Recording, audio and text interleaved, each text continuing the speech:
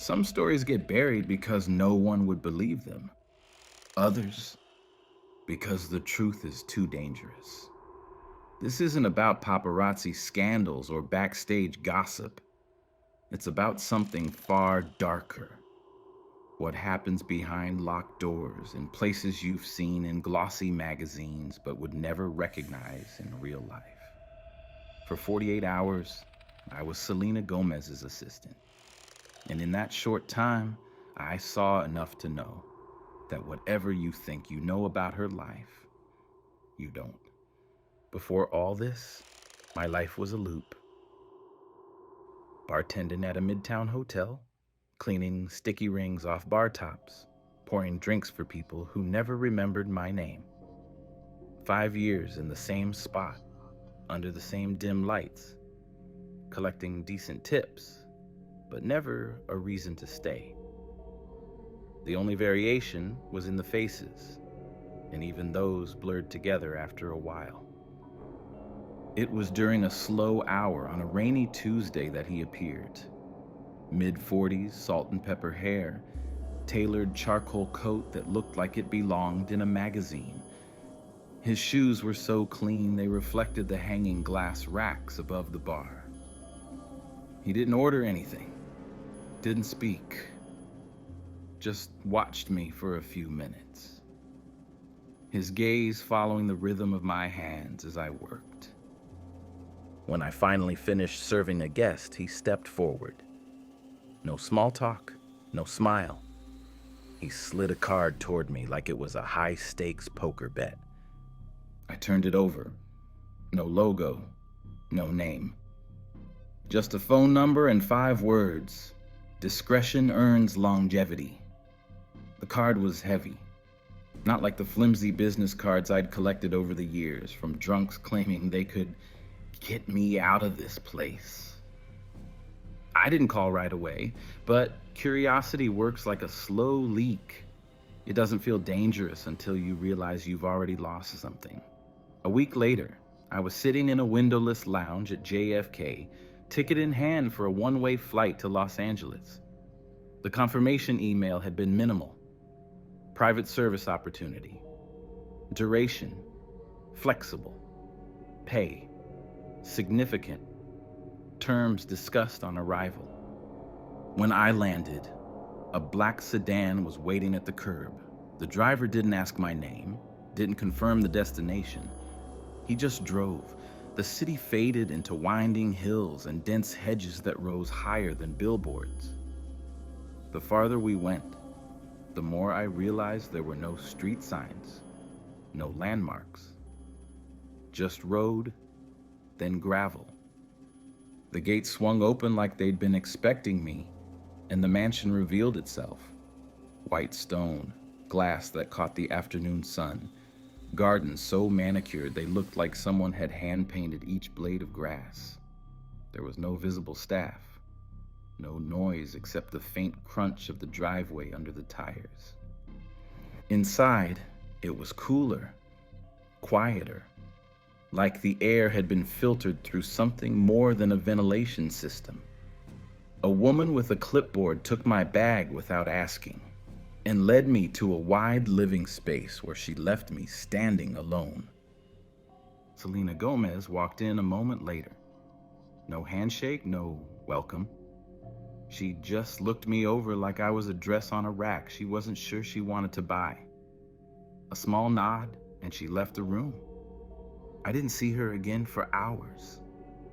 The agency paperwork was slid under my guest suite door. NDA, a bank account in the Caymans, and a rule sheet. 3 rules stood out. No phones upstairs.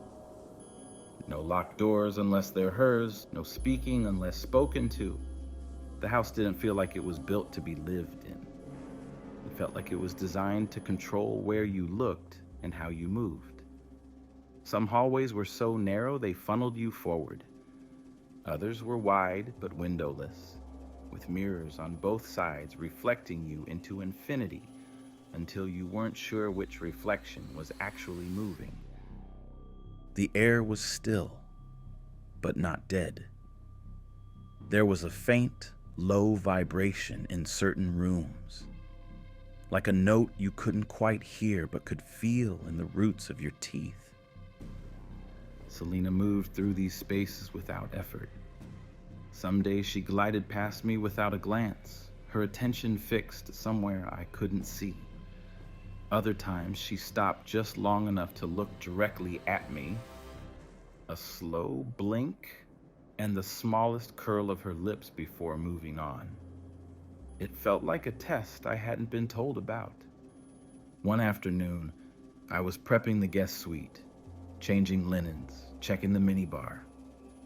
I'd stepped out for towels, and when I returned, the door was closed. I opened it to find her sitting on the bed, hands folded in her lap, staring at the wall like she was waiting for it to speak. "Just making sure it still feels like a bedroom," she said. Her voice was flat, almost distracted. She brushed past me without eye contact. On the bed, the duvet had been folded into a perfect square. Resting on top was a single black glove. Another night, after checking that the ground floor was locked up, I turned a corner into the mirrored hallway. It was 1 a.m., and there she was, standing dead center wearing a pale silk robe.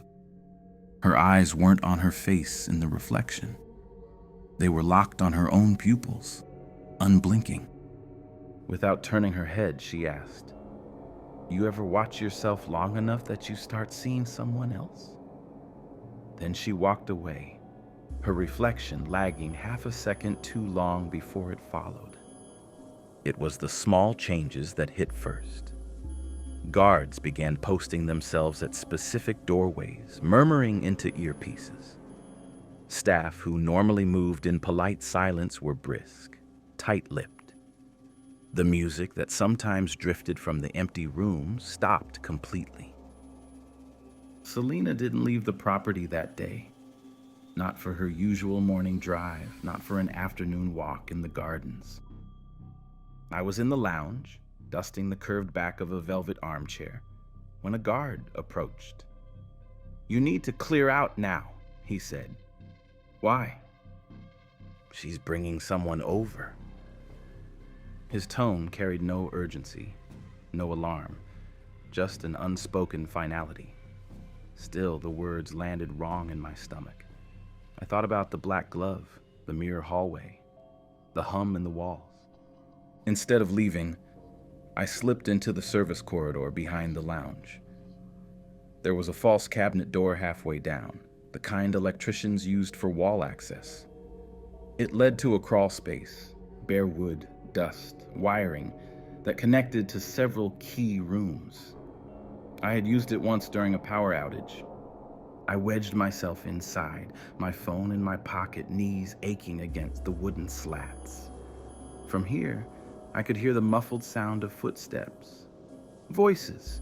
Selena's voice. "All you have to do today is show me what you've got," she said. A younger voice answered, hesitant, like it was unsure if this was a joke. Selena's reply was slower, deliberate. "No, not singing. I want to see you perform. Be your authentic self. Don't hold back."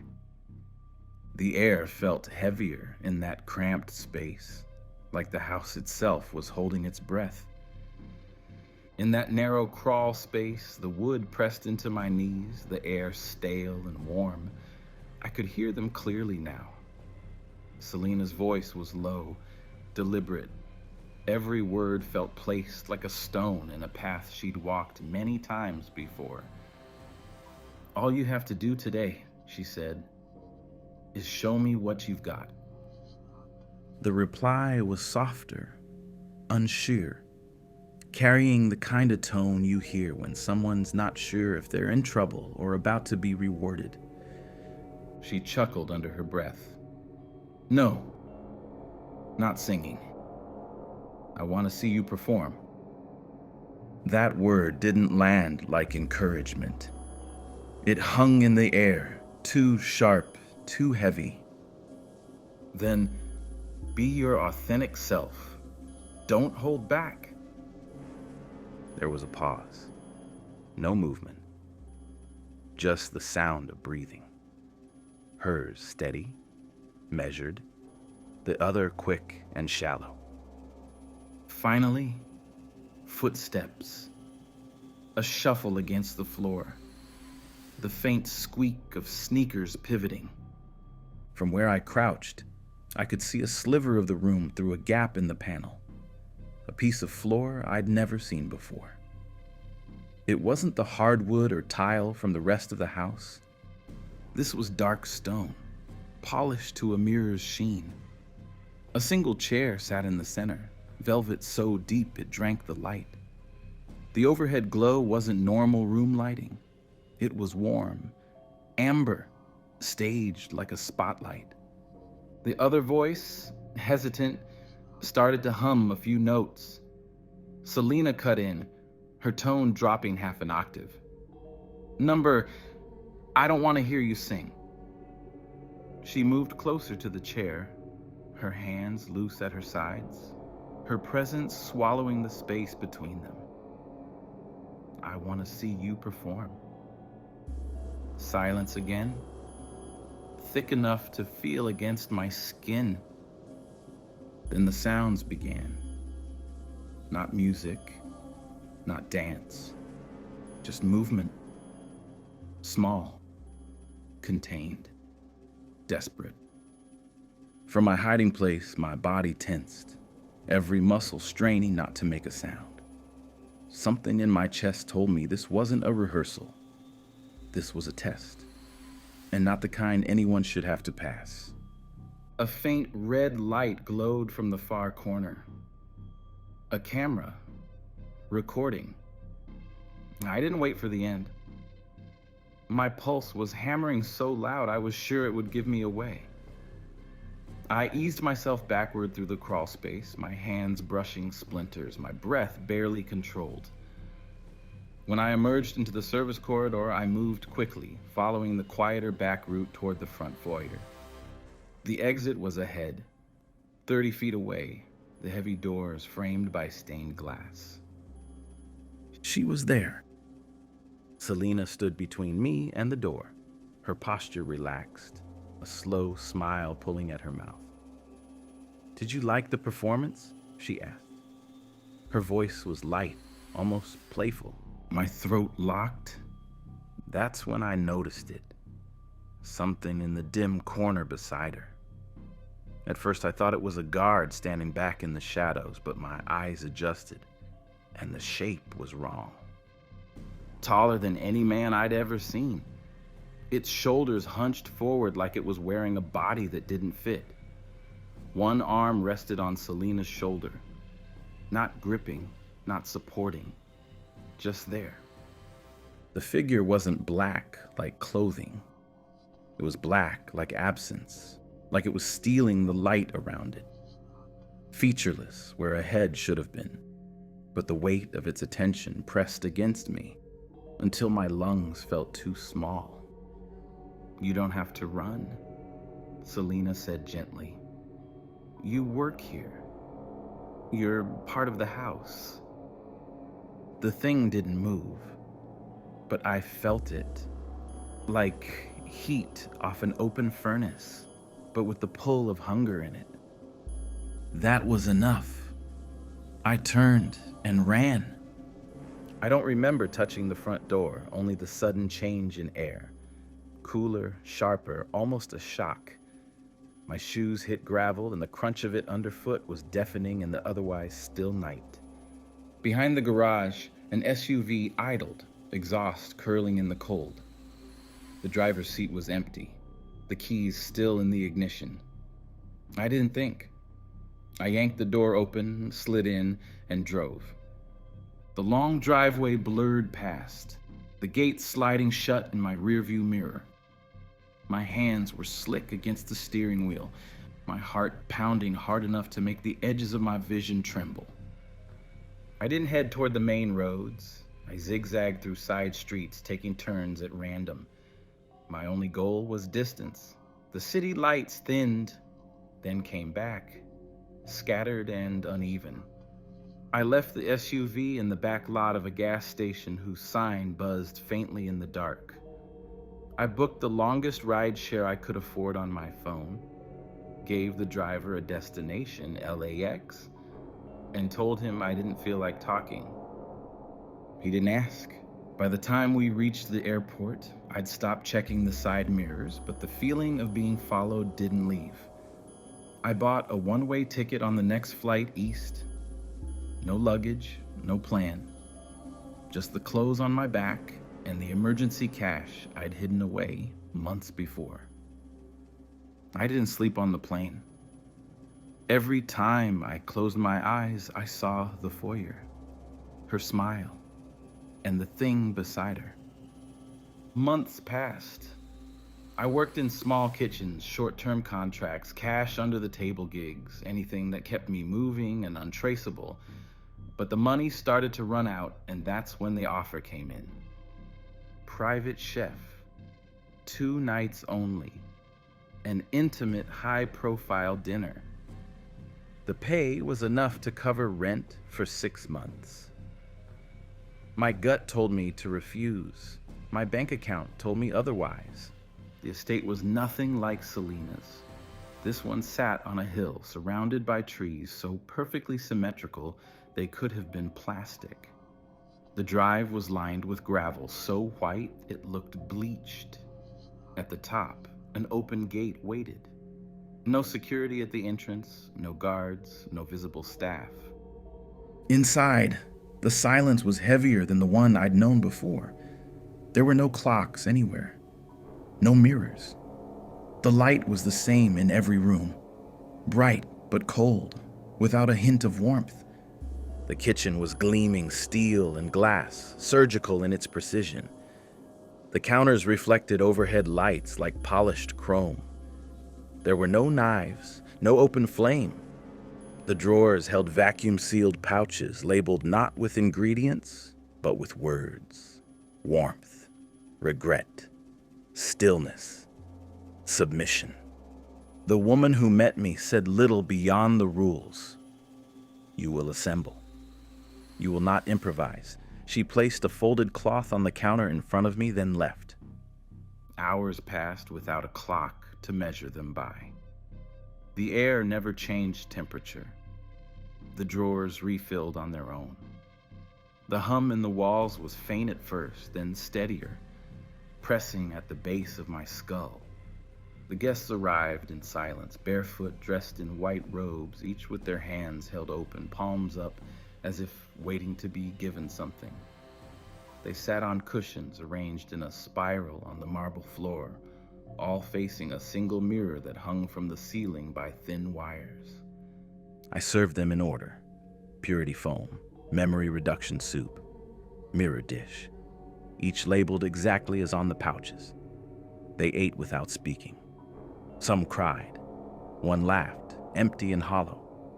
Then she arrived, the host, white robe flowing behind her, gliding without sound. The air seemed to bend around her. I glanced up at the mirror overhead and froze. The guests had no reflections. Only I did. And I wasn't standing in the kitchen in that reflection. I was seated where they were, my eyes vacant, my hands trembling as I lifted food to my mouth. 3 men in black suits entered through a panel in the wall I hadn't noticed before. They carried trays, long and stainless steel, each covered with a chrome lid. Without a word, they lifted them in unison. The meat inside was unlike anything I'd seen. Cuts too symmetrical to be natural, marked with strange symbols. One cut twitched, a small spasm that made my stomach clench. They left as quietly as they arrived, disappearing through the panel. Against every instinct, I followed. A narrow corridor stretched ahead, the walls warm to the touch, the air damp and smelling faintly of copper and burnt sugar. At the end was a door. It opened into a kitchen that didn't belong in this century. Brick ovens blackened with soot, butcher blocks scarred deep, hooks hanging from the ceiling. The smell was wrong. Not just rot, something sweeter, heavier, clinging to the back of the throat. At the far wall, a freezer door stood ajar. Inside, hanging from a hook, was a leg, pale skin, a small sock still clinging to the foot.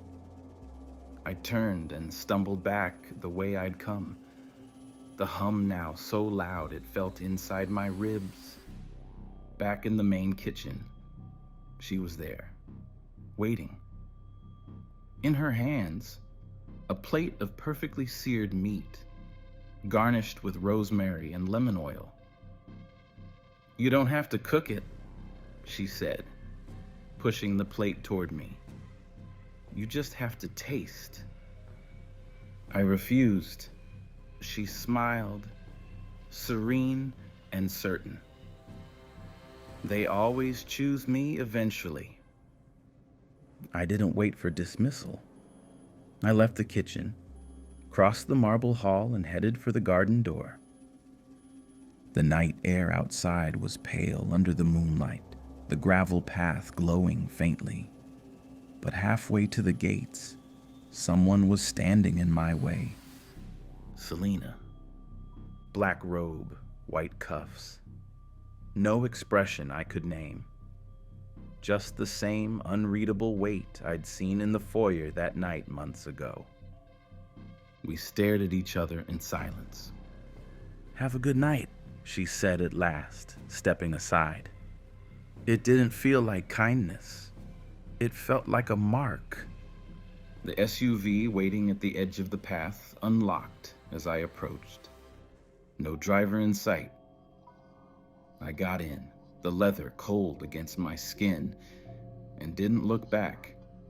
Back in my apartment, I tried to return to normal life. I cooked lemon rice the way I used to. It tasted metallic, empty. One morning, I opened the pantry and saw it. Faint, as if burned into the wood. A spiral. A week later, an envelope arrived. No return address.